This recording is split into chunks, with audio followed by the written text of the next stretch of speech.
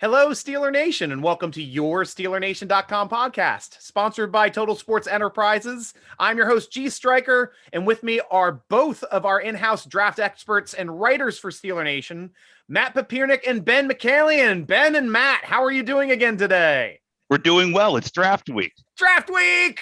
Most exciting week of the offseason.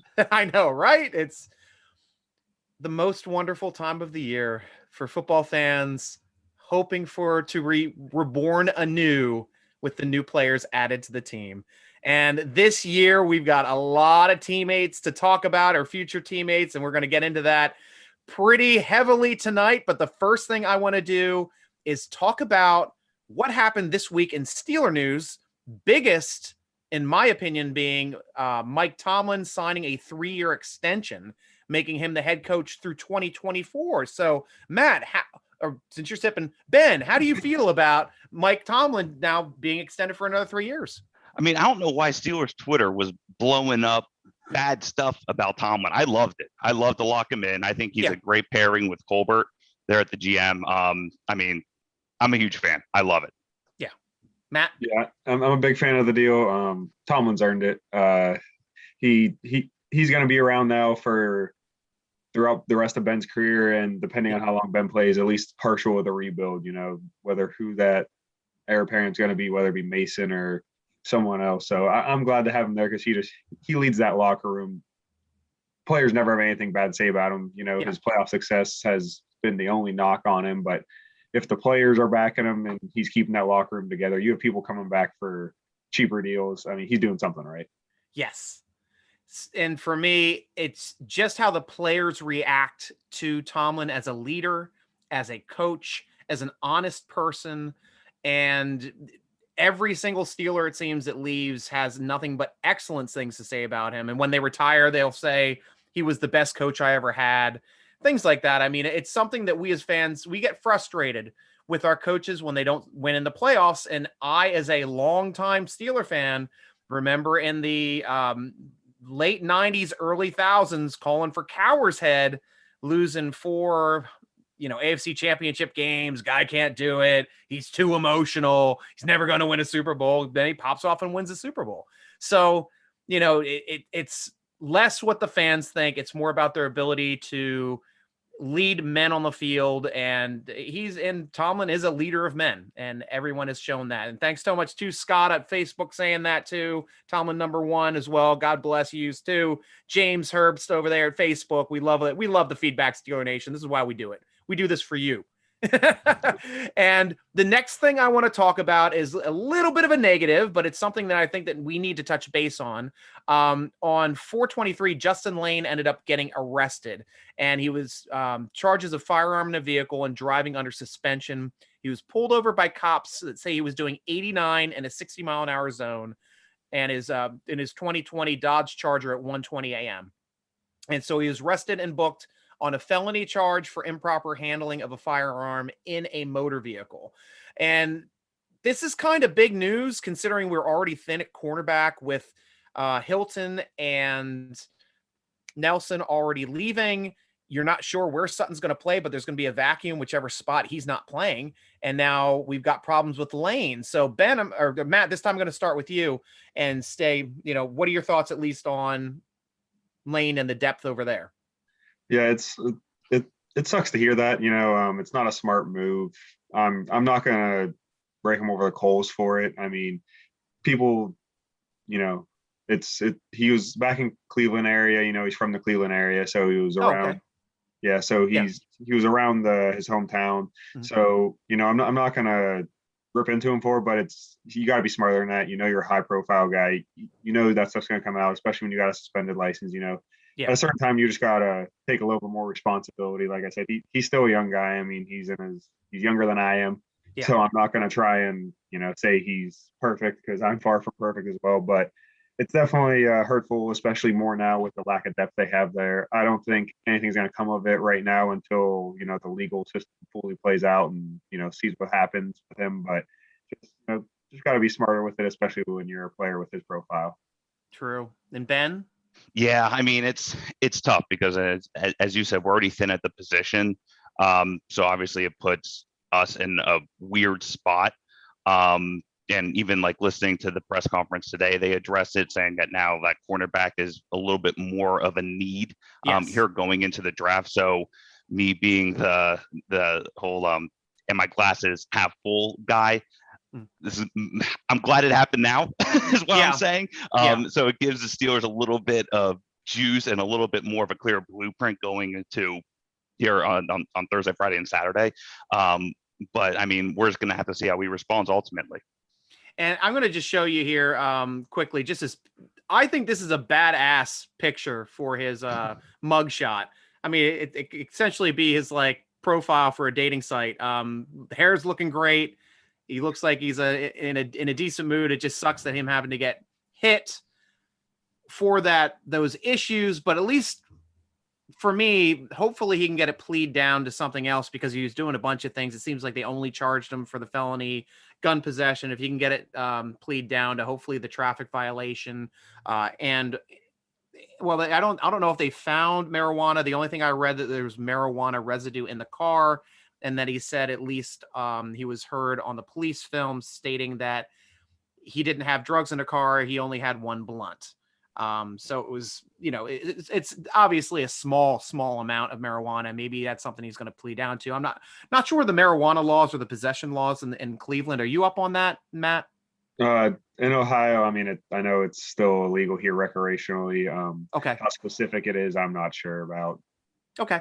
But that's an option to possibly pleading down and hopefully getting the felony expunged. So hopefully this is a one-time occurrence for him, because he was showing some promise last year, and I'd like to see him expand his role and continue to improve as a Steeler, because he's already starting to build on it and do well. Looking at the press conference that happened today with Kevin Colbert and Tomlin, and they came out and stated for depth chart wise that they already have starters penciled in at left tackle and right cornerback. So they stated that Chuks Okorafor is currently penciled in to be the left tackle, and Sutton is currently penciled in to be the right cornerback. But if this is the case, there is a vacuum at nickel corner, and there is zero person manning that slot. So to me, that is like a huge need, when not only do you not have depth, you don't even have a starter for nickel cornerback when we had two of them last year. So, I know cornerback is definitely going to be a priority in this draft. Now we don't know if they wanted to draft edge early to maybe drop Sutton down inside, or draft a slot cornerback later, because they're going to be available later. You can always, you can pick up a slot corner a little bit later in the draft, because they're usually a little bit more undersized and they're usually a little bit more niche role. But Ben, I'm going to start with you this time. What are your thoughts at the cornerback position, and how do you feel about them naming Okorafor as the starter at left tackle? Yeah, so I'll start with the corner. And of course, up to the Lane news that we just talked about, had it as an order priority right around 4 or 5, and with Lane, that question mark now, it's going to be a top 3. I have them now taking a corner in one of their top 3 picks. Yeah. So I agree with you, as what you've been saying all along, that cornerback is going to be the number one need there going into the draft. So 100% on board with that. As far as the offensive line, can we think back to any year? And if anyone out there knows, please let me know. But what was the last season the Steelers had where they started the same offensive line the last game of the season that they had in the first preseason game? Or even like the opening day? Probably none. So we understand that that's going to change. He's a good filler there for now. And I know we're going to be getting into the draft here a little bit later, but we've been also talking about how offensive tackle is a big need here for the draft. So yeah, he's penciled in. And knowing Mike Tomlin, he is only penciled in. There was nothing set in stone. So nice. I will leave it at that. And Matt? Oh yeah, Tomlin said in his presser, depth charts time of year, they're not even worth the paper that they're written on. Mm-hmm. So kind of go to Ben's point, he's penciled in there, but it's really up in the air still. You got a whole off season to go through. Starting with the corner like Ben did, it's definitely a need. I think they need to take one in the first few rounds. There's a lot of good corners in the first few rounds. I think it thins out near the back half of the draft. So getting one, you really like. And I agree. I think Sutton wants to play outside. Part of the caveat, I think, was he was going to get a shot outside. So I think he wants to remain out there. So that gives the Steelers kind of some flexibility where they're able to take a slot guy who, like you said, might a little bit. There's quite a few guys who have inside-outside versatility or safety slot versatility. So and that would be ideal. Yeah, so they're in a good position there. There's a lot of guys I like in this draft for that. So while it is a need, I don't think it's something that they're going to be hurting for, because I think there's a lot of guys that they could like there. Yeah. As far as Chooks at left tackle, I mean, he was a left tackle throughout his entire football career up until he got drafted and played with Pittsburgh. Right. So I think he might be a little more comfortable over there. I'm not going to say he was great last year at right tackle, but he was kind of thrown to the fire after losing the starting job. After week one, gets thrown into the starting lineup, kind of in a whole whirlwind. So it wasn't the ideal situation to start him there, because he probably wasn't getting a lot of first team reps the last few weeks. But, he held his own. He definitely has room to improve, especially in the running game, but he held his own. And if the Steelers don't prioritize tackle early in the draft, I do think they'll take one in the middle rounds, at least as a developmental guy to potentially be the starter next year, since Chooks is a free agent after the season. But, I'm not mad about Chooks going into the season as a left tackle, because I think he has potential there and he's comfortable there. Nice. And we got a quick question over here on Facebook from Scott Wells. Who starts, Williams or Spillane? In my opinion, I believe with what Spillane was showing on the field and his playmaking and the way that Williams was treated as far as for free agency, being cut and then signed back to a minimum, it sounds to me like Spillane is probably going to be the starter initially, but awesome to have Vince Williams in rotationally and to have that depth there for having essentially 3 starters now at inside linebacker. And I love that, because it's kind of what they had to when Bush went down. Obviously you want Bush, but they had Williamson as well, who was also a starter in the starter caliber for the Jets and played very well for us as well. So ideally that's what you need at inside linebacker is 3 athletic playmaking linebackers. And I'm happy with the 3 that they have there. But yeah, I'd go Spillane over Williams in my opinion. And want to say hi to Colton Gesser over there on Facebook too, shouting out as well, knowing we're going to address corner at some time in the draft. He's going to be with me for the draft coverage, as well as both Ben and Matt here. Steeler Nation is going to be running its own draft show. We're going to start a half an hour before each draft. So first night is 8:00. So we're going to start at 7:30. We're going to run the entire draft until it's over. Just talk, having fun, Kevin Dotson's going to join us. We're on the Steelers pick. So we're going to have a lot of fun on draft night. And I'm still talking to some former players to hopefully get some sprinkled in here on Friday and Saturday to get their input too, as the Steelers draft and continue to build their roster coming up. So wanted to spot here too. Justin Herbst said on Facebook that Lane was getting away from Cleveland. I drive with a firearm at a high rate of speed back to Pittsburgh as well. Yeah, obviously you're trolling, but it's funny.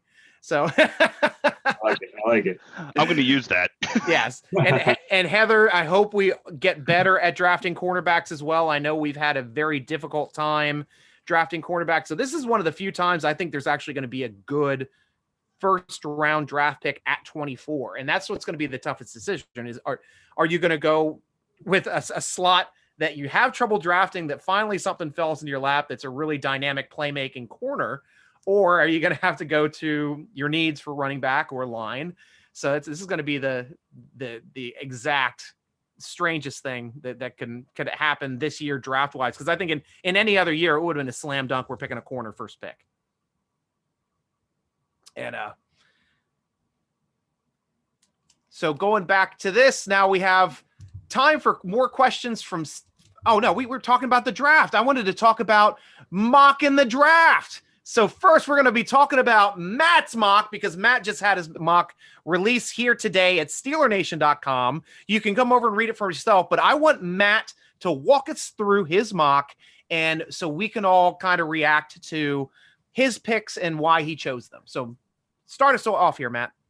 Yeah, so a lot of people approach the mock draft season. You kind of take it from the eyes of what the Steelers you think they will do, or whatever team you're mocking will do. Yeah. I kind of took it a little different here, where I acted as if I was Kevin Colbert, and what would I do? Nice. Trying to, I think the Steelers are going to head a little bit of direction in some of the picks that I went, but I wanted to represent what I would do here. And in the first round, I traded back. Okay. I think the Steelers are going to be in a spot where there's a lot of good people that they could pick from, fill a lot of different holes, whether it be corner, center, running back. They have options. Yeah. There's going to be a lot of guys available around their pick, in my opinion. And Kevin Colbert said today, if he trades back 5 spots, he wants there to be 5 guys he's happy taking. And I think they're going to have that. And in this, I actually have them trading back 5 spots to the Packers. Nice. They're trading back 5 spots to the Packers, picking up a 3rd round pick and doing a pick swap next year. It's kind of how it worked out. I looked at a trade value chart, past trades, kind of how it worked out. And I had him take Najee Harris. Najee Harris, he's kind of been the fan favorite pick. I know I may have been happy with that pick. I'm not always sold on taking the running back in the first, but if you're able to trade back and get some more capital and still get your guy, because I do think Najee Harris is probably the most complete back in the draft. Yeah. Really reminds me of Le'Veon Bell. I think it's a no-brainer. And there's some people that the Packers might want there, wide receiver or D-lineman. So I think trading back's definitely key there. As I move on to the second round, I think the Steelers really need to trade up.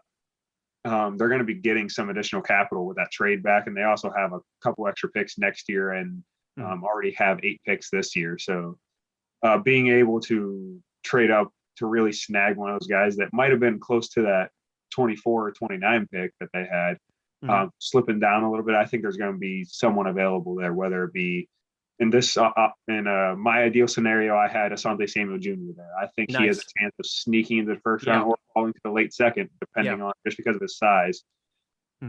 But I could easily see them. I would be happy with a center here, depending on who I went with. But I went with Asante Samuel Jr. I traded up with the Dolphins 5 spots. Ended up giving them pick number 128 in exchange for 156. So I moved back about 30 spots later in the draft to move up 5 now. Okay. And then the third round, this is the first pick that the Steelers actually own as of today. Number 87. Had them taking Josh Myers, center out of Ohio State. Like Kevin Colbert said today, I agree with him. There's a lot of depth at center throughout this draft. Nice. You can find starters from the first round to the 3rd or maybe even 4th round, and you can find guys who have a lot of experience and come in and start day one. And I think Josh Myers is one of those. He's nasty. He's physical. He's what the Steelers said they are looking for this year. And I watched him play at Ohio State, and he's got a mean streak that some offensive linemen, you beg for them to have it with their physical tools. So I think adding some physicalness to that offensive line is key, and being able to wait and still get someone that's starting capable is huge. Next, I have the number 92 pick I got from the Packers. I took an edge. Edge is kind of important. I know we might not think about it as a huge need right away. Well, there's no depth. You're right. Yeah, there's zero depth behind both the starters currently. Yeah, showed last year. I mean, you had Bud Dupree and TJ Watt, and they still went and spent a high pick on Alex Highsmith, and it was key. Bud went out with that injury, and Alex Highsmith was able to step in and play at a high level. Well, now they're in that same spot because Bud's gone. So they need someone to be that Alex Highsmith this year. And there's a couple guys I like, but I went with Jordan Smith. He's out of UAB. He's athletic as all can be. He was a high recruit coming out of high school. I love him. His upside's through the roof. Transferred out of Florida, had to go to JUCO, had some off the field stuff. Yeah. But it's been a few years, and I think the Steelers really can use someone with his athleticism, because he's a height, weight, speed guy who also put up huge sack numbers over the last 2 seasons. So he can be a true force in the pass rush and really rotate early on the passing downs, to give TJ and Alex Highsmith the break. And like you and Ben both pointed out, they need tackles. This is kind of the longest I wanted to wait to get a tackle. So at 140, which is their 4th round pick. So 4th, yeah. Okay. Yeah. I chose Brendan James out of Nebraska. I think if there's a trend here, I like upside guys. I like upside guys that were good football players. A lot of these teams like to fit people into certain molds. But I just more look for who can become those day one starters and who can become those year after year starters. And Brendan James can be that. He's one of the most athletic offensive tackles in this class. Excels at pass blocking. He's light. He only weighs like 295, 300 at 6'6". Wow. So he's a light tackle. He's a light tackle. he needs to put on some weight to get more physical in the run game. I mean, he tried to get physical. It's just his physical size didn't allow him to truly dominate in that area. But he'd be a perfect guy to learn from Chooks and Banner for a year because they have their starters. They even have Haig to really be that third swing tackle if they need it. So he can take a year to develop who ideally is the tackle they need to really either become that swing tackle next year or replace Chooks if they let him go. Nice. This might be my favorite pick of my mock of what I would do. Round 5 into pick number 156 I got from the Dolphins in the trade up. Trey McKinney, tight end out of Georgia. Yes. I kind of call him mini Kyle Pitts.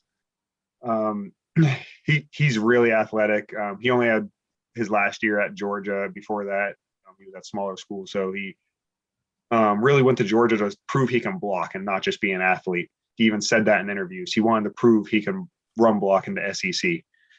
And he did that. He was an above average blocker. He really tried. He's, stocky build, but at the Senior Bowl, he dominated. I watched those Senior Bowl practices. I was reporting out on them, and he was so athletic. Their linebackers couldn't cover him. Safeties couldn't cover him. I think has potential to be a better blocking Eric Ebron down the road.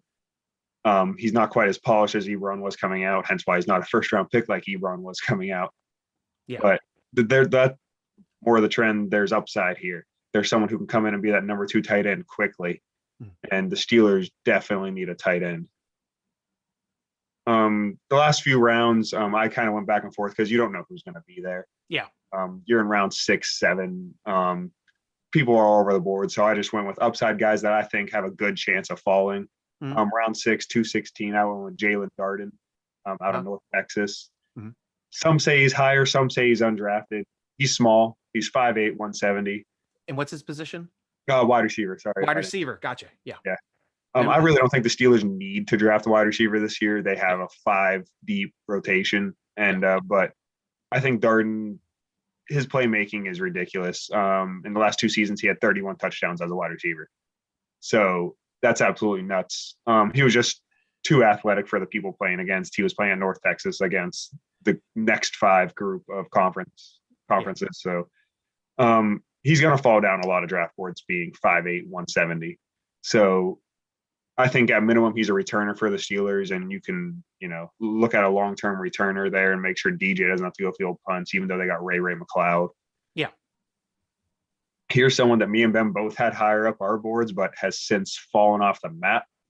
Paris Ford in the 7th round, safety out of Pittsburgh. Okay. He might be one of the best football players in the draft, but he's a safety, and he ran a 4.9 second 40-yard dash. Oh, wow. That's obviously his tape doesn't look like he runs a 4.9 though, does it? No, it doesn't. And people were talking about him on day 2 conversation until his pro day. But he had a poor vertical jump, had a poor broad jump, had a really poor 40. Yeah. His shuttles weren't, he just had a bad day all around. I'm hoping that maybe he was sick or something and sandbagging so that he could end up on the Steelers. Sounds like a soft tissue injury to me, possibly, like something. Potentially. He didn't look like knee. that. Yeah. Hamstring. And he hits like a linebacker. He's 5'10", 5'11", 190 pounds, but he's like a Ryan Clark. Oh, wow. That's the style of play he likes. He likes to hit. So worst case, even with that 40-yard dash, if that is true playing speed, which it didn't look like that on tape, he could be a special teams monster. He could be that Jordan Dangerfield that just wrecks havoc all over the field. And I loved him as a player. Ben loved him as a player. I believe, Ben, didn't you do a draft profile on him, or was that CJ? I did. Yeah. Yeah, you loved him. He was a great player for Pittsburgh, and keeping the hometown guys is always nice. So hopefully, he's one of those. I have no clue where he's going to go now with that 40 time. Couldn't even tell you. Then last pick of the Steelers, 254. I chose Jonathan Marshall, a D-Lineman. I wasn't impressed watching his tape. He didn't play well at Arkansas, but then he did the opposite of Paris Ford. He lit up his pro day. Wow. Looked athletic, looked strong as can be, and he played nose tackle for Arkansas. He was a little undersized, only like 210, 310, 315. Okay. So, he has some positional versatility, especially with the Steelers running that 3-4. But I'm not always a fan of getting the workout warrior, those guys. because if they don't have anything on the field, just because you're big and strong doesn't mean you're going to be a good football player. But in the 7th round, you throw darts at those guys that absolutely blow you away in some aspects. And his athleticism and strength is just ridiculous. Yeah. He put that on. Maybe, with coaching from the Steelers, defensive line coach and everything, he can be developed into one of those elite guys. And the Steelers seem to have a thing for drafting late defensive linemen. Yes. It seems like every year they're throwing a dart at some random defensive lineman who's a big, strong, athletic defensive lineman. So, but the thing is that they've hit on these last couple of years, like with Buggs and with Carlos Davis, because it looks like those two have stuck. And even with Mondo coming in as an undrafted rookie free agent last year, making some moves. I mean, they found some good quality depth in the bottom of the draft or an undrafted free agency here in those slots. So, I'll personally be surprised if the Steelers take a defensive lineman in this upcoming draft, just because I think they're just already so set at defensive linemen that really there isn't much room to select somebody. So that's why when Robert asks me over on YouTube, 92 should obviously be Peyton Turner if he is there. Number 1, Robert, Steelers don't always have to draft Houston Cougars. Number 2, like I'm saying, linemen, I don't think the Steelers are projecting any linemen high. And if they do draft a lineman, I'm with Matt. They're going to be drafting them late 6th, 7th round if they pick one up for depth. But really, I just don't see a lineman even making the team or making the roster this year on the defensive side. So might as well use that selection possibly on a corner that might make the team, on a linebacker that might make the team, or somewhere across the offensive line for depth, because those are the slots that need filled, in my opinion, just for this year, because it seems like they're pretty set for this year. And Heather, we would get to every single question, so you don't have to worry about it. We were just talking about the mock draft. Thank you very much for providing your mock draft, Matt. I like it. Going running back, then cornerback. As far as and then you went linemen, you went center, right? The first 3. Yep. That's spot on for me for needs. I'd be fine with any order for those 3 positions.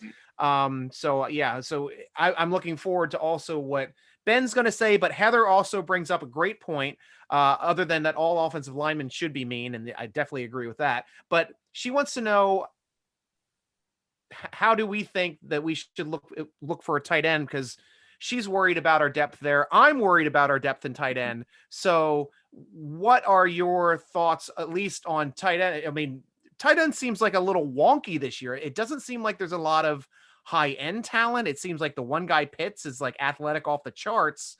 Early on, mocks had him going late in the first round, but now that he's shown his pro day, that I don't think he's going to make it out of the top 10, let alone top 15. So, is the Steelers have a shot at like a Pat Fairmouth guy out of Penn State in the 2nd round? Because obviously I think the 1st round is a little too high for him. Ben, I'll get your take on tight ends first, and if you even think there's a decent tight end to take later on.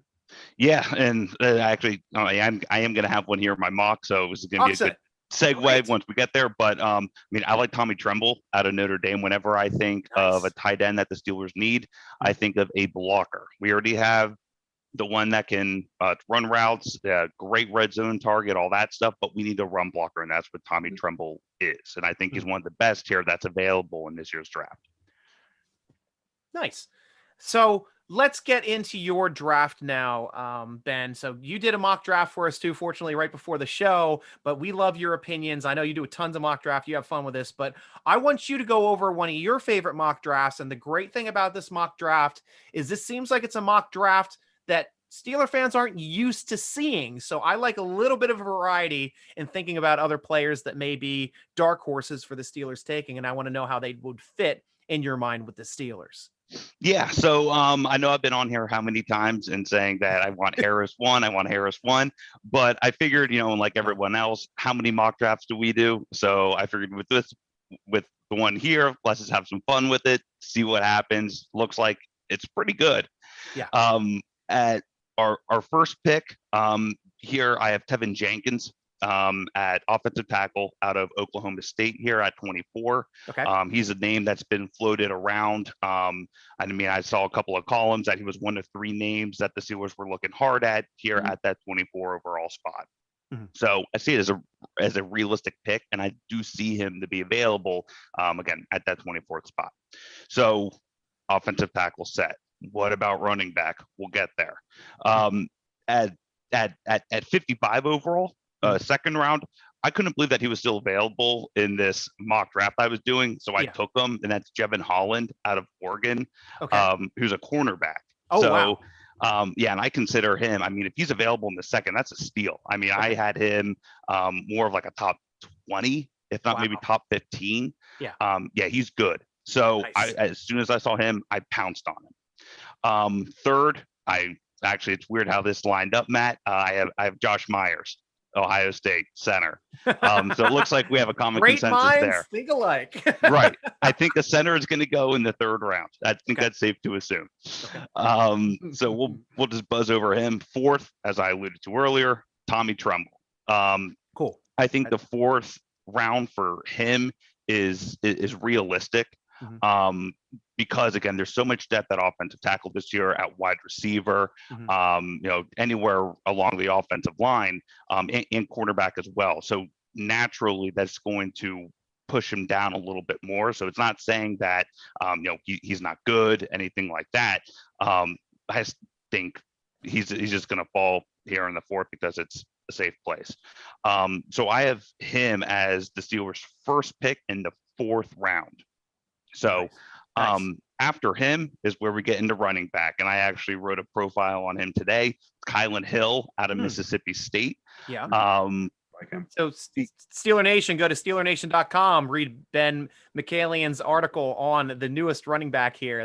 That's something great you can follow up here after the podcast. Right. Yeah, and I think he's a great value pick, especially because the Steelers don't have a fifth round pick.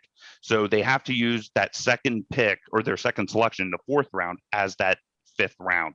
So it might be a little bit of a strength. I see him more of falling into the earlier fifth round. But again, only because the Steelers don't have a fifth round pick, they kind of have to reach for him, which I still like. I mean, I think he's a good complement to what Benny Snell has to offer in terms of the bruising. Hill is more of that pass catching back. He doesn't have that breakaway speed, but he is really patient at the line. He allows plays to develop, and it has those good hands. And I mentioned this in that profile, but if I were to tell you, it's a Steelers running back, he was very patient at the line. He was critical, on passing downs, and really was a good overall back. Who do you think of? But from 2013 is Le'Veon Bell. So yes. I'm not saying he's a Le'Veon Bell. Don't take it there. Again, he's a fourth rounder, fifth rounder for me. But the profiles kind of line up, and I just think he would be a good fit in the Matt Canada offense. And again, a good pairing to Benny Snell.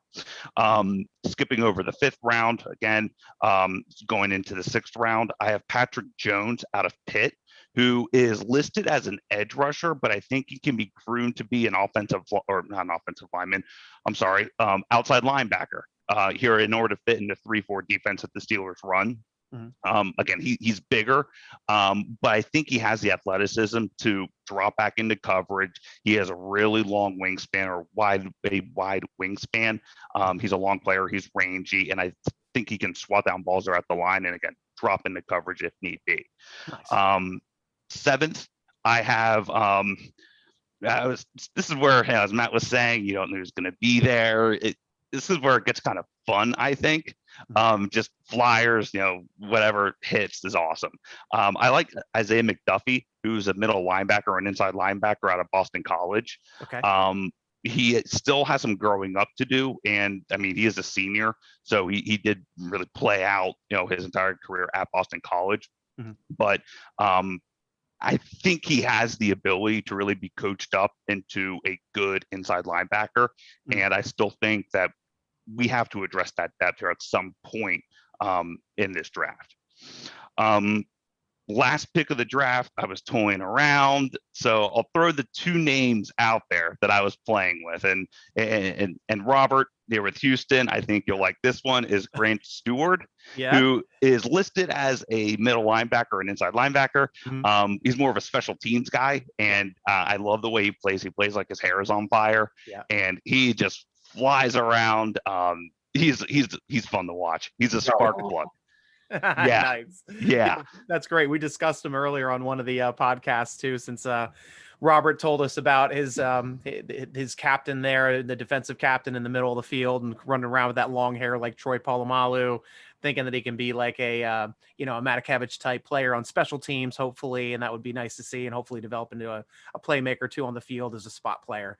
But that would be fun to see. And then, hey, you're welcome there, Robert. We got to talk about Houston a little bit there for you. So, and that's your entire draft then, Ben? Yeah, the other one that I had kind of hanging out there is Jalen Camp, who was a wide receiver out of Georgia Tech. Oh, yeah. I know we didn't want to go into a lot of wide receivers here, seeing our depth. Yeah. But I've been seeing a lot of good stuff out of Jalen Camp, and I've been seeing comparisons to like a Martavis Bryant. So interesting. One of those at a 7th rounder, flyer, why not? Yeah, great. Well, thank you very much, guys, for sharing your picks. We got a couple questions here. Joe Morrison, that's a name we know here at Steeler Nation. Good to see you over here on Facebook throwing some stuff around here. He's also a writer for Steeler Nation. He'll be part of the Steeler Nation draft show here coming up this week. And he wants to know our thoughts on KJ Britt as a late round pick. And Matt, do you know anything about KJ Britt? Oh yeah, I know a little bit about Britt. He's an inside linebacker. I think late round pick, if he's there late in the draft, I would love to have him. Nice. He's an old school linebacker. Almost reminds me scarily too much of Vince Williams. Oh wow. Yeah. They're like the same height, same build, same athleticism, same thumper mentality. In the pros, he'd be a 2-down linebacker. He struggles with play action, struggles out in space and coverage, somewhere where Vince actually developed greatly in the pros as he got older. So I think if he's available and, maybe it's hard because the Steelers don't really have a 5th round, and that's kind of where I peg him to go, because I think the 4th might be a little early for him because he doesn't really have that 3-down capability. And the 6th, I'm not sure if he's there near the end of the 6th. So, I mean, if he's there in the 6th or 7th, I'd gladly take him, especially being that eventual Vince Williams replacement, because Vince is getting older and said he wants to retire with the Steelers. So you makes it almost sound like that's in the back of his head somewhere. Yeah. He's great. He played for Auburn. He was very instinctive, very good middle linebacker. He's just kind of, if it was the early 2000s, he could go in there and start next to James Ferrier all day. Nice. So I'm multitasking here as we've got more questions coming in from Steeler Nation. And now we've also got one more draft to talk about. Since I didn't do a mock draft over at Steeler Nation, CJ Lester did a mock draft for us. And Tad and Heather, we're going to be getting to your questions here very quickly. We're just going to run through this last mock before we start taking questions here from Steeler Nation, and then exclusively take questions here through the rest of the show. But I wanted to touch base at least here quickly on CJ Lester's mock draft.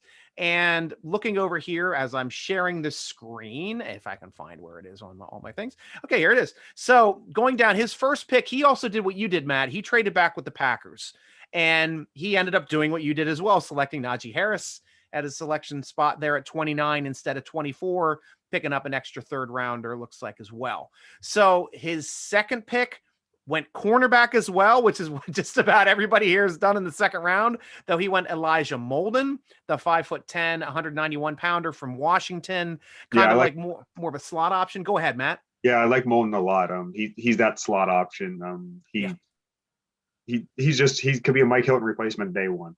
Awesome. Yeah, that would be a big need, since right now Steelers have 0 depth at nickel cornerback if Sutton's going to be playing edge. 3rd round pick, first pick at 87, selected offensive tackle Spencer Brown, 6'8", mountain of a man, 314 pounds from Northern Iowa. Obviously, Steelers have a big need at that left tackle spot, losing their other mountain man and Alejandro Villanueva leaving via free agency, but that's one of the biggest players we've ever seen there at left tackle as well.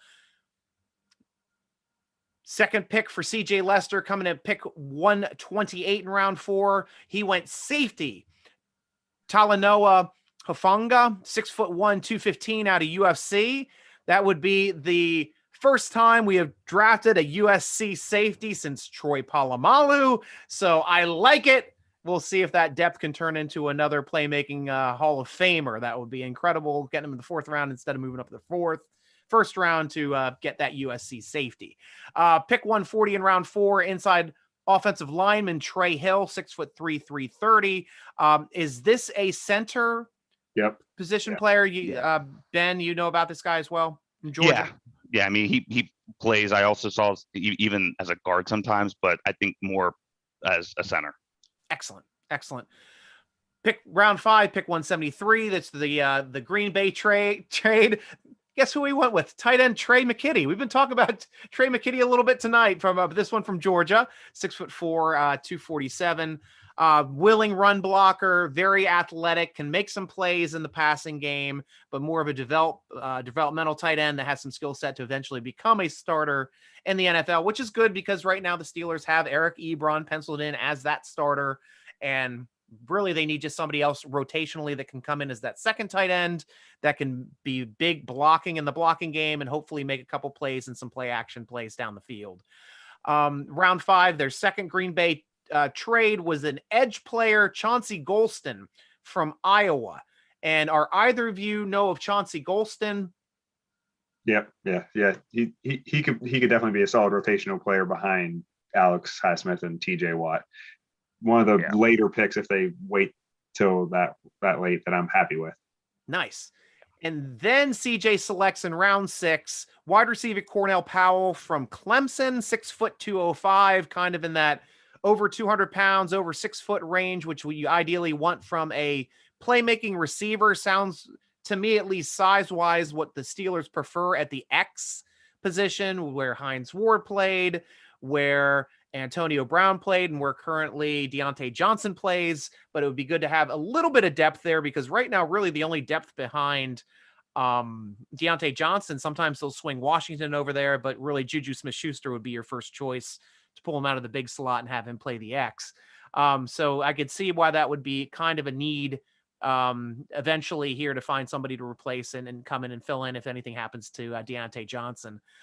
First pick in the 7th round, inside defensive lineman Mustafa Johnson for some depth there, 6'2", 290 out of Colorado. And a 7th round pick, 254 last pick, linebacker Tuff Borland from Ohio State. I'm sure Matt had something to say about an Ohio State linebacker. He played for Ohio State. That's what I'll say about him. Didn't like jump out at you that much, or was he a good player? Or was he somebody that worth taking a flyer out there in the 7th round? I guess he could be a special teams guy in the 7th round if you want to take a flyer, because he's smart, but he just lacks the athleticism to truly play the position. Like others, like some other people. He ran a 4.9 as well. I just remember watching him against Alabama in the national championship. They lined him up against Devontae Smith, and that just went terribly. Devontae got a long touchdown, and he looked like he was walking as Tuff Borland was giving full effort. Oh, goodness. That's just what sticks in my head now. It's all I picture now. So well, now it's time for questions from Steeler Nation. This is where you guys are in charge. And thank you so much, Steeler Nation, for being so active tonight on Facebook, so active tonight on YouTube. We love the interaction. This is why we do this. And this is also a toast to you, Steeler Nation. We're going to show our drinks. Since Robert's asking if I'm drinking another fruited beer tonight. No, I am not. I am drinking Perlenbacher. It's a German beer that you can get at Lidl. If you're lucky enough to find a Lidl that sells alcohol, I got mine in Virginia. They do excellent German-style beer, and this is the Hefeweizen. They come in the giant bottles, and they're a good price. It's like $8 a 6-pack of giant bottles. So cheers, Steeler Nation. What are you drinking over there, Matt? I'm going something very fancy, really high class, something really... You really need a deep palate to be able to a nice Coors Light. The mountains are still blue. Nice. The bottle's mostly empty, so if the mountains are still blue, I must be doing something. Excellent. And what is on your plate tonight as well, Ben? I have Screwball, which I had the first time. I love peanut butter whiskey. If it's not broken, don't fix it. Oh, perfect. So cheers to you, Steeler Nation. Thank you for making this fun for us. Cheers. So now go over to SteelerNation.com. That's where we take a ton of questions. I'm going to take a couple quick ones here too off of our feeds here on Facebook. Tad Barton asks, a lot of talk about Harris, Etienne, and even Williams as possible Steelers draftees at running back. recently I've seen some talk about Gainwell out of Memphis. Any thoughts on Gainwell, and who wants to go first on this one? I'll go first. Go I mean, ahead. I like him. He's not the reason why we've been talking about Javonte Williams and Harris and ETN is because they're who's going to be there at number one for sure. Gainwell was more of that wild card where this is me. I have him late third, early fourth. Yeah. We'll see really how the cards fall with that. But that's where I think his skill set is. I like him as a good value pick later on. I don't like him necessarily, and I don't see him in the first 3 rounds. Great. Yep. I kind of line up similar with Ben. He definitely has a unique skill set, very talented as a receiver, definitely have some big playability, very elusive, kind of reminds me almost of like a Naheem Hines player, that definitely going to be that third down guy and can definitely run between the tackles, but he's not someone you expect to be your featured runner. Nice. Also, Heather wants to know about late round drafting a punter. Are any available? I know that there are currently 2 punters that are available that are Ray Guy award winners. And one of them won, I think Max Duffy won in 2019. And I'm just trying to find the I actually know who the other one is. Yeah, the other one is Presley Harvin III. That's it. That's it. So there's the brick house. Yep. So when you were talking about punters and special teamers like that, that's what I'm built like. I'm built like a punter. That's why I care about punters. And I'm not as fast as these receivers, even though I played receiver as well. But punting, I know. But yeah, they're both decent options. It looks like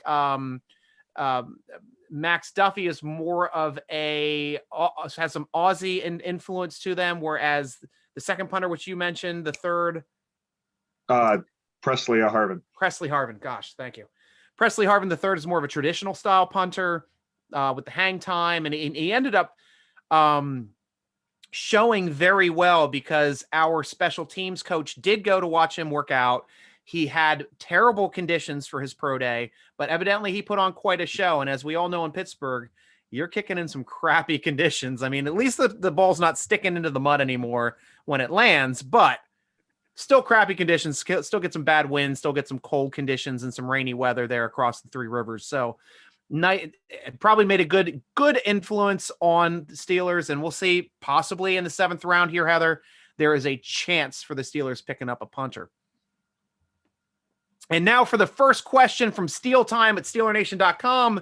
Is Elijah Vera Tucker athletic enough to play offensive tackle in the NFL? And any thoughts about moving him to center? And I personally thought he was a higher rated tackle, so I don't know about his position flexibility. Matt, why don't you start with Elijah Vera Tucker, since I know he's pretty high up on your list.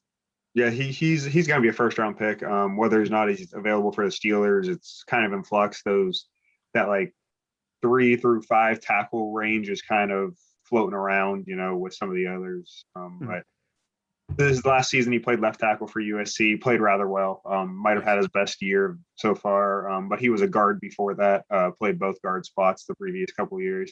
Not sure if he really has the ability to play center. He's talented enough, so I wouldn't doubt it, especially if he's been able to play inside at guard. So he's no stranger to being inside. He has solid size. I think he's like 6'4", probably like 310-ish. So, I mean, he has solid size where he wouldn't get muscled around in the middle as he had success at guard. Whether or not he can play there is up in the air, but he's definitely athletic enough to hang on the outside. People just kind of get in their head that these tackles need to be these long, taller tackles at times, but we know that the Steelers haven't always thought that. I mean, look at Kelvin Beachum when he was their tackle. Yeah, true. Yeah. So he has potential to definitely stick at left tackle, but worst case, he could slide into guard as well. Yeah, nice. And Slash Steel's putting me on the spot. He says, Stryker at pick number 24, the NFL draft, the Steelers select. And if I'm on the spot, I'm going cornerback. It's whichever the highest corner is available in that spot. I know I had my thing pop out today on who I've taken in the mock draft, but that was actually recorded 3 weeks ago before Nelson left, before we had problems with Lane. And I went with ETN in that draft and the video that's on Steeler Nation that just dropped today. But in all honesty, I'd be going corner. And I think that there is some great talent here at top. And I know, but I don't think you can go wrong. I wouldn't be upset if they go with with running back. I wouldn't be upset if they went with a bang and tackle slid. If a really athletic edge possibly slips into this slot or middle linebacker, you got to consider it. This is just such an odd draft. I mean, yeah, there's a lot of needs for the Steelers, but if you're putting me on the spot, I'm going to say corner, but I can see them go multitude of different ways, because if it's deep at these other positions, which they're saying it's deep at corner, they're saying it's deep at tight end, they're saying it's deep at center and tackle, and these are the positions, and running back, and these are the positions we need. So maybe they go on a wild card with their first pick and then fill in with the depth later on in the draft. We'll see. But yeah, I'd go corner personally. So thank you for the specific question. And this time, Ben, I'm going to start with you on this one. Warriors 42 asks, what are the odds that we move up, either up or down Thursday night? And who would they have to be targeting to move up to, say, 15? There's a better chance that they move back than up. Agreed. Yeah. So I'll answer that first. Okay. And as Matt said, even on CJ's, having back at the 29 spot there with the Packers, and I think it's not so much of who are they looking to target in the first round, who are they looking to target in the second round.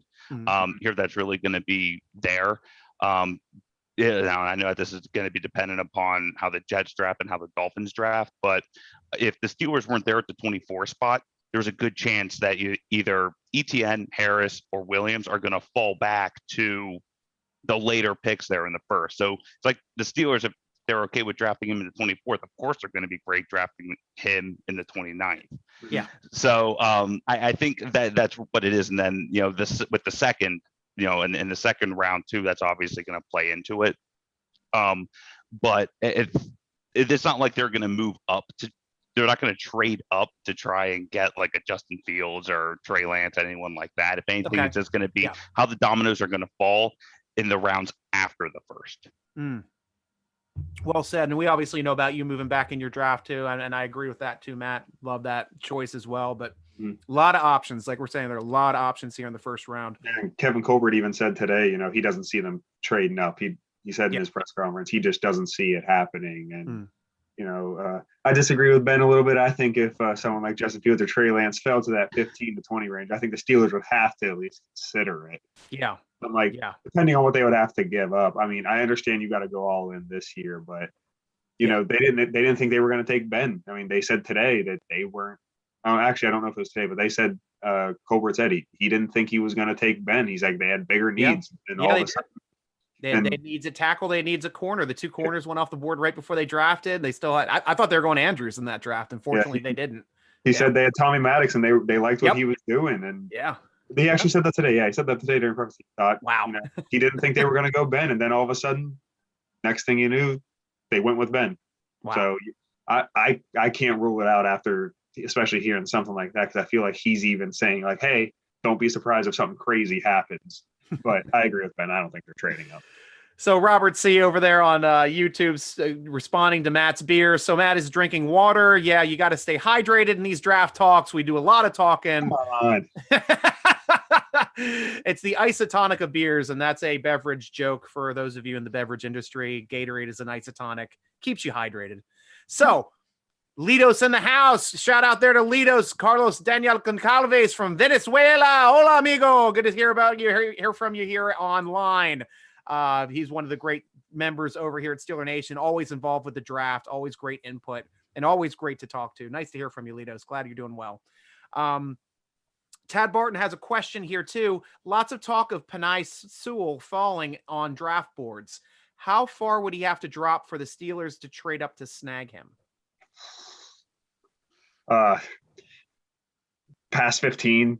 They don't seem like they're interested in really trading up.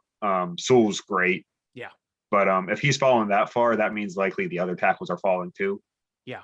So unless something crazy happens, he'd have to fall pretty far, and they would have to get a good deal to trade up. I mean, especially with everything else, they have a lot of holes and only 8 picks, so I don't see it. He would have to fall to the second half of the teens.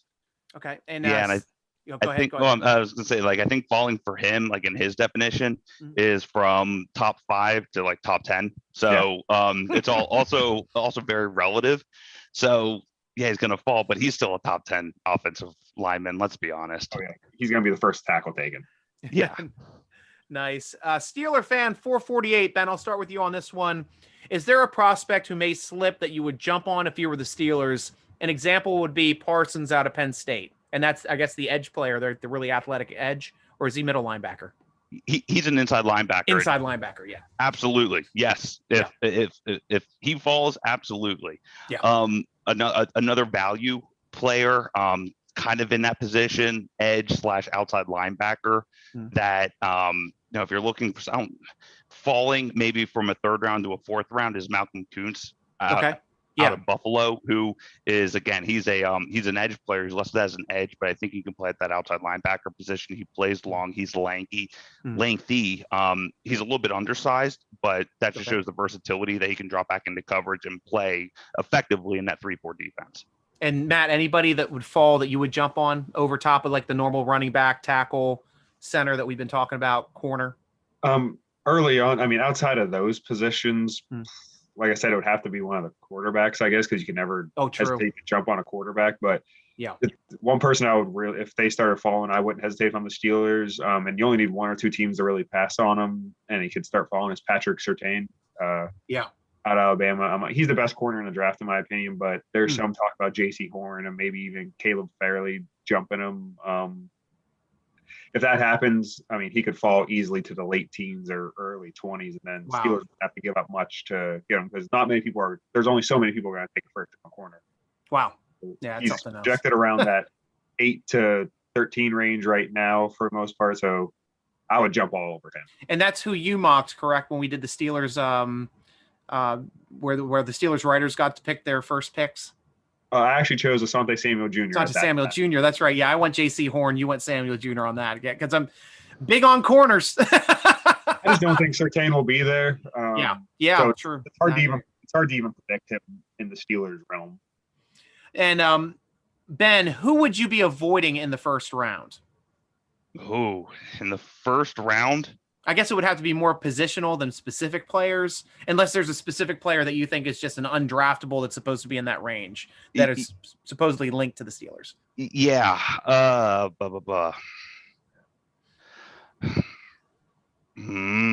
This is loaded. Gosh. Honestly, here you go. Hot take. Mac Jones. Steelers don't have a chance with him. Yes. But I don't think he's first round potential. I think he's going to be second round potential. So think a little bit outside. And I just heard like San Francisco talking about being very high on him, and like the top 5 talking about, mentioning his name. So very interesting with the way that drafts can end up, because that's what happened. This is actually what happened during the Steeler draft for Ben Roethlisberger. All the talk was that Cowher liked Rivers, and that Rivers was supposed to be the one that was supposed to fall a little bit, and Ben and Manning were supposed to go high. But all of a sudden, right before the draft, Rivers' stock skyrocketed. He tested really well, had a great pro day, had a great combine, and he ended up being like the 1-2 pick right there with Manning. And Steelers ended up having Ben Roethlisberger fall into their lap. So, this could be one of those same issues with so many decent quarterbacks, depending on what that specific team covets as far as for a running quarterback or a passing quarterback or an option quarterback. This is where, you can get those skewed evaluations, at least for a quarterback to fit their needs more so than to be the actual best cornerback at that spot. Yeah, definitely. And I one person I seen mocked early to the Steelers that I wanted them to avoid in the first round was Alex Leatherwood. Yeah. Early on in the process, a lot of people said he was a first round pick, and I just didn't see. I mean, he was a great college lineman. Don't get me wrong. He dominated, but I struggle to see if he can truly be a left tackle in the NFL. He's a little big and can leave a little to be desired in the athleticism department. He might be able to hold up there and I hope he proves me wrong, but I think he's a second round pick. I think he can be a killer guard or maybe a killer right tackle, but a lot of people had him mocked to the Steelers early on, especially after the national championship run. And believe he won the trophy for the best offensive lineman in college football last year. So he was high on a lot of people's boards. A lot of people kind of died that down. Now he's viewed in the second round a lot more, but that was someone I was like, guys, we need to get over this, especially because I'm higher on our tackles than some other people are. So nice. Cooley Man also asks, that's Robert C, in case anybody was figuring that out. He's also goes by Cooley Man as his handle over at SteelerNation.com. Would you prefer grabbing an offensive tackle in round 1 and picking up a mid-round running back, or getting one of the better running backs first and then going tackle? And Matt, I'll start with you. I mean, I know your drafts, obviously, I think I know the way you're going to go, but at least tell Steeler Nation the way you're leaning. It's hard because I like some of the mid-round options for both positions, but this offensive tackle class is one of the deepest I've ever seen. I went through the past 4 or 5 draft classes, and this has the chance to have 3 or 4 tackles drafted in the first 2 rounds more than the rest of any of the other ones.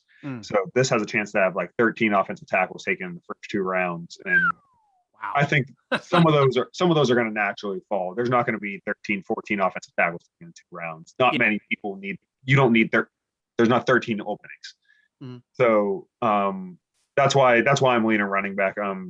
This class is just so deep at tackle. I think there are some elite guys that stand out, but you can get starters in the second and maybe even the 3rd round. Worst case, your guy in the 3rd round is a year or 2 away. So that's the main reason I'm willing to wait on tackle this year versus running back.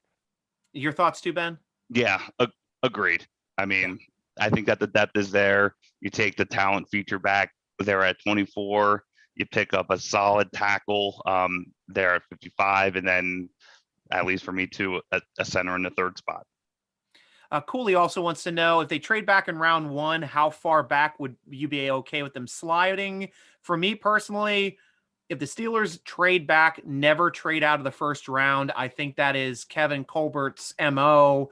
Also, with the ability to 50-year option 1st round draft picks, you've got a player locked down for 5 years on your team. So in my opinion, you never drop past 32 if you're trading back in the 1st round. So that would be my absolute farthest. I don't know your opinions as well, but to me, there's no value of trading out of the 1st round. Yeah, I would say only the Buccaneers at 32, and that's it. Yeah. Yep. Yeah.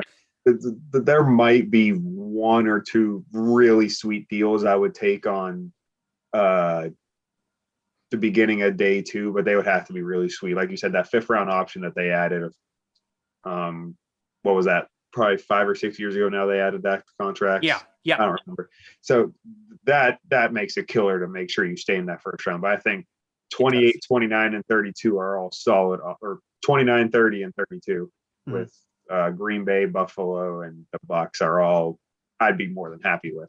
Nice. Ike Kelly asks, I'll go with you first, Ben. Is Dickerson off your board after the medical evaluation leak? And that's the center, correct? Right. That's the center out of Alabama. And no, well, falling. I mean, I have him mid 2nd to early 3rd as going. And that's just because of the need at center. I don't think there's going to be a drop. And we already knew that, his injury history. I know that there was this leak and everything like that, but that's why you don't see his name in the 1st round. That's why you don't see his name in the 1st half of the 2nd round. That's why you see his name there in the 3rd. So I think that was already kind of assumed. He's a good center. He's still a good center. Yeah, the injuries are there, but that's why we signed depth, and that's why you have more than 1 center on the roster. True. Any more input to Matt? Same thing. He would be a 1st round player if it wasn't for the injuries. I mean, he's a mauler. He's great personality. He was an elite offensive tackle prospect coming in, so that speaks to just how versatile he is. Like I said, if it wasn't for 2 torn ACLs, he would be a 1st round pick. So I don't take him off my board completely, but I'd be very hesitant in the 1st round right now. Nice. Drink Iron City asks us, what are the odds of Peyton Turner becoming a Steelers player? I'll start off. Defensive lineman for Houston. We always talk about the Houston players over on the board, thanks to Cooley and Robert. Personally, I think it's slim to none. There's obviously a chance that they could pick somebody up, but I don't think there's any need to pick up anybody on the defensive line personally. So it being such a small percentage of them actually, focusing on Peyton Turner that late in the draft, I just personally don't see it. Yeah, the only way is, so right now he's kind of a tweener between an edge and what the Steelers would have in a 5 technique. Yeah. They would have to be convinced that he could stay lower weight and stay athletic enough to play outside linebacker for them to consider him. And he's been going as high as late second, but I've seen him in that 3rd round range most of the time.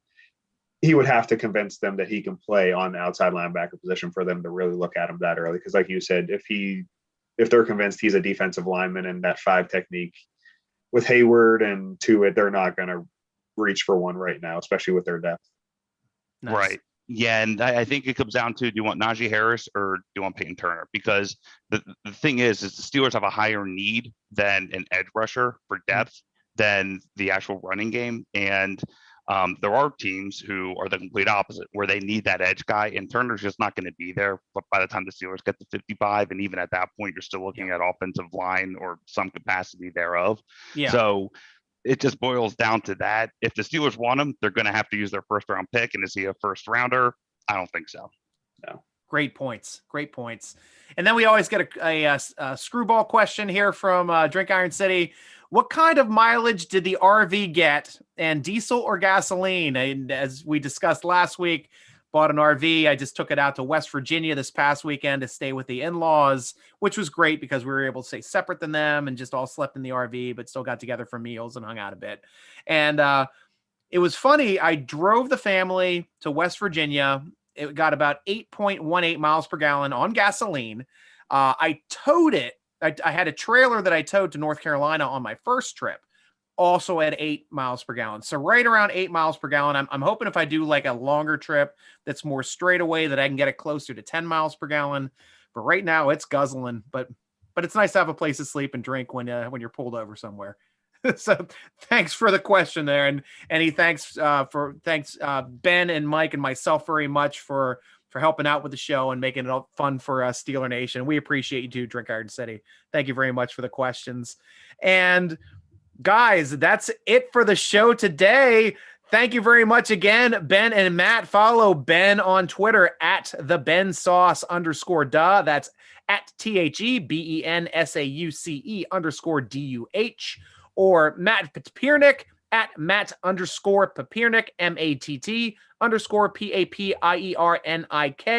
Guys, you're awesome as always. Thank you for being here. I know Ben and I are going to try to do something Wednesday night around 7-ish. Might have to adjust the time just to make sure that we're not in the same time frame with Yin's hers, because I think they're going to be at least jumping out at 9. If they jump on at 9, if we jump on at 7, that might be fun to do a Q&A for about 45 minutes before they get on and going. And Matt, good luck with your wedding this weekend. Yeah, it's going to be interesting. I might get yelled at a couple of times for looking at my phone Friday and Saturday nights. And Ben, have fun at your bachelor party. I'm glad that both of you are going to at least be part of the draft show here on Thursday. I know you guys get busier as the weekend goes on, but nice to get your input as always, and looking forward to talking to you and sharing some time here on Thursday night on the show as well. Absolutely. Yeah, Right. I promise I'll have something better than some water. Your water bottle. You drink whatever you want. It's fine. I'll Powerade for you guys. And Steeler Nation, be sure to check out our sponsor over at the Total Sports Enterprises over at tseshop.com. They've got great apparel, lots of signed apparel, lots of fun Steelers items you can purchase, and great gifts for any Steeler fan. So go over to tseshop.com to get your latest gift in Steeler apparel.